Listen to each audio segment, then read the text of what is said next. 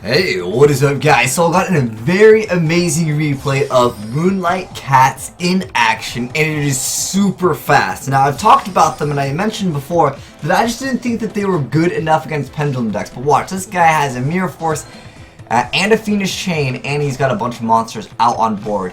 And this guy has like a decent hand. I wouldn't say it's like, oh man, he just opened up so broken. It just looked like it was a relatively good hand that worked out for him. Plus, I don't think it's like he sacked him. It's just, there's a lot of consistency with this deck because Tenki is a thing that can make, you know, things that you can search out through Tenki a lot more consistent. So he's able to go off for this crazy good play. I'm going to play the replay real quick. We'll also do a deck profile, and then we'll kind of talk about it, and we'll go like in depth about like, you know, how he used the certain cards that he did. But turn 1, on his first turn essentially, he was able to pull out double Moonlight Leo Dancers, which basically are immune to most things in the game, and they can attack multiple times, and it can't be targeted or be destroyed by opponent's card effects. There's a lot of great advantage that you can get with this card. Plus, you get the extra boost from Tenki, you know, the extra 100, pretty cute right there. But let's go ahead and break it down, and then we'll do a deck profile real quick. So let's go ahead and watch it once more because dang, it was just so freaking fast. And like, Box are still kind of a little fun deck, I think, that has a little bit of potential. I mean, anything that gets pendulum support can be technically really strong in the game. I've watched Box OTK people like crazy, so depending on what the rarity are in some of the other cards, we'll be able to maybe build them as a budget deck. But anyways, Fire Formation Tenki activated. Going to go ahead and search out whatever he wants to search out, plus it gives him that extra small little boost. But he goes ahead and polys first for the Moonlight Cat Dancer, which is the bread and butter of you got to make this card as quickly as possible because you require it in the graveyard or on the field to essentially go into your other cards. So he goes ahead and makes that. Then he's going to go ahead and actually, if we go into the log, we can probably read the cards much better through that. Well, he goes ahead and activates this card's effect, I believe.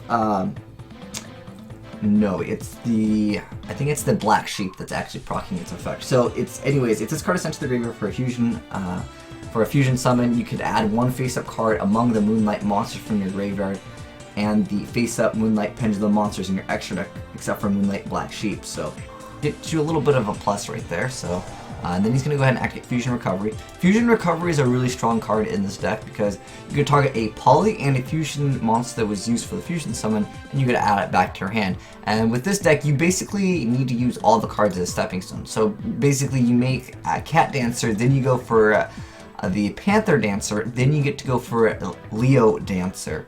So that's how the archetype kind of plays. So now he's going to activate Black Sheep's effect. So now he's activating the other effect. So there's two effects that this card had.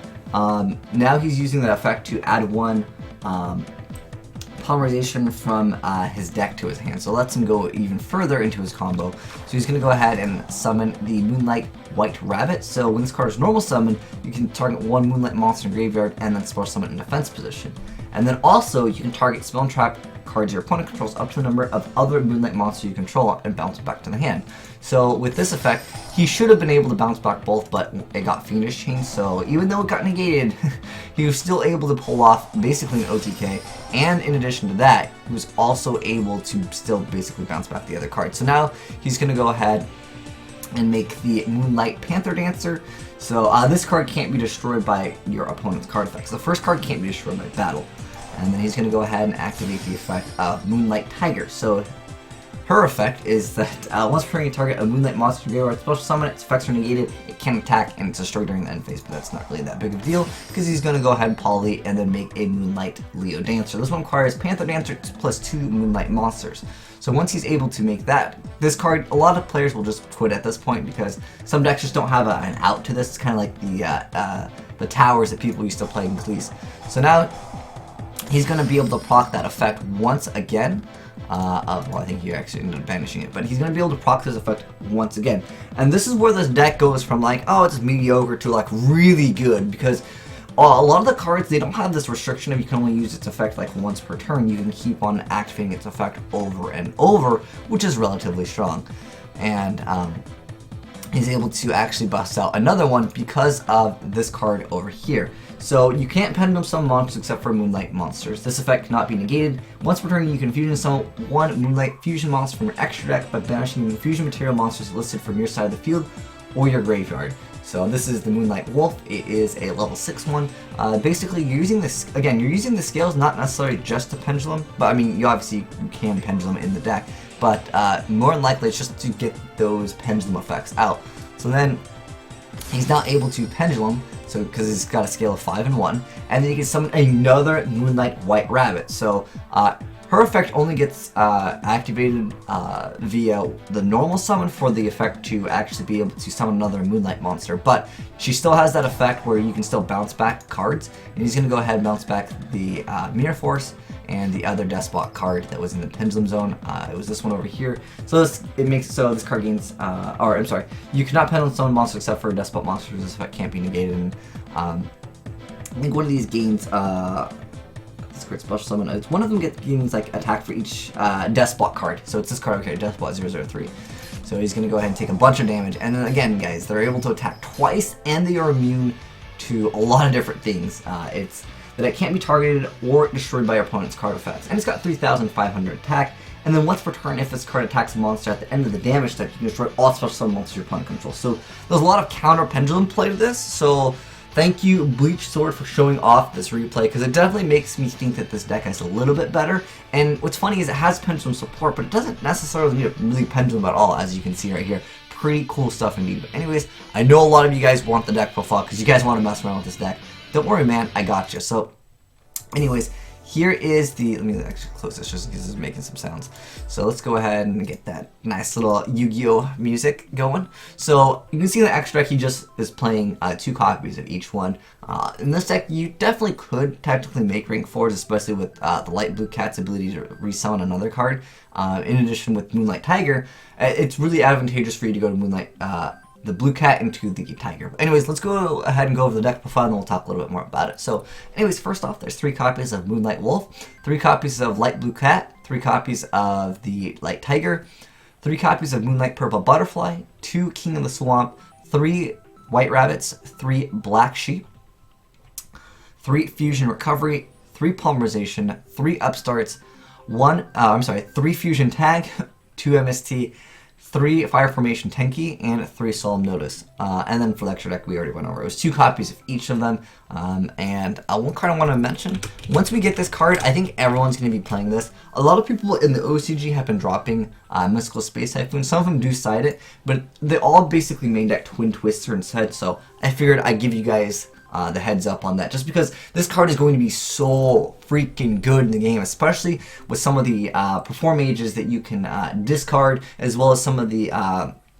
heck, there's some magicians that are still good with Twin Twister. This is just like a card that lets you can get, I don't know, Malicious, you can get Plague Spreader in the graveyard, and in addition to that, you're obviously popping 2 Spawn Trap. Usually it's done to ruin someone's pendulum scale, and that can be pretty advantageous, as, you know, if they don't have a pendulum scale, sometimes you can just like win the game.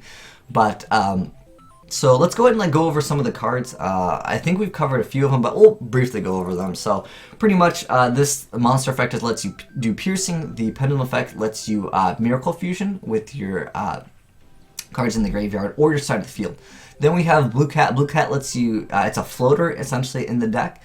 And then we have the Moonlight Tiger. Oh, there's also another effect that if it's special summon, which could be through pendulum or other mechanics, you can target a Moonlight Cat. It becomes double its original attack. It's not like that effect is really necessary. You can still OTK quite often in this deck without that effect, because when you're going for some of these cards that can attack multiple times anyways, I mean, yeah, getting that little boost is definitely great, but sometimes you end up using this card before you go for your poly. It's not like you have that many options of going poly, then special summon this card. It just doesn't happen too often, just as a heads up. But for the most part, this card can float into another one. Usually what you want to do is, once this card is destroyed by battle by card effect, you want to get out the Moonlight Tiger. Tiger over here has a really good effect. Its monster effect is, if this card is destroyed by battle or by card effect, target one Moonlight monster in your graveyard, special summon it. You can only use this effect of it once per turn. So a little bit limited there on that card. But because you can Moonlight Tiger it back into the Blue Cat, you can kind of recycle. I don't know if you guys remember like the Mermail play, going for was it Dine? I think it was Dine. Right, that Mermail card. Yeah, it was a really good little combo here. It was Jeff Jones, I think, was the first person to actually use it, and it was really good. I liked it a lot. It was a lot of fun. Yeah, drawing this card did suck, I'll admit. But to go Lin into Dine into getting back another The lit and duel was really strong, and it's just kind of like, it's just a relatively strong play. Then the butterfly, where you can send it from your hand to the graveyard, or your side of the field. And then just a Moonlight monster gains 1,000 attack. Like I said, you don't really need it at all times, but because it lets you just be able to throw a monster in the graveyard, because you need to make this card sometimes, it requires 2 Moonlight monsters. It can definitely be used for that. Plus, sometimes with the other cards, yeah, you can maybe OTK, where you normally wouldn't have been able to do so.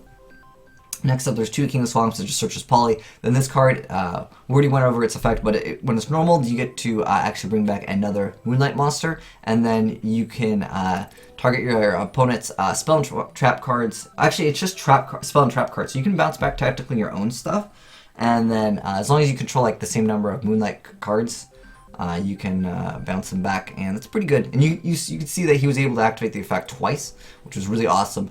And then the Black Sheep, this card is where it makes the deck so much better. So the first effect is that you can discard the card and activate one of these effects. So the first effect is that you can add a Moonlight monster from your graveyard to your hand, except for herself.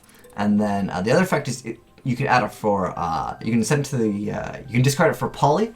And then if it's used for the fusion summon, you can add one Moonlight card. I believe it's you can add to your hand one card among the Moonlight monsters in your graveyard and the face-up Moonlight pendulum monsters in your extra deck, except for itself. And then Fusion Recovery, which really helps consistency of this deck. It lets you go a lot faster. And Fusion Recovery, you can target a Poly and a Fusion monster. So basically, once you fuse, you get to like refuse, and you can abuse Black Sheep quite well with that card. And then you can add them to your hand, and then Poly, you just fusion to make stuff. It's pretty self-explanatory. And then we have the upstarts. Then there's 3 fusion tag, which I thought was really interesting. So he didn't use it in the video, but anyways, it's target 1 monster you control, reveal 1 fusion monster in your extra deck, and if that target was used as fusion material this turn, it can be treated as a monster with the same name as the revealed monsters. Now, when we were building this deck, a lot of people were telling me to play this card, the Hex-Sealed Fusion, and I think it was the dark one.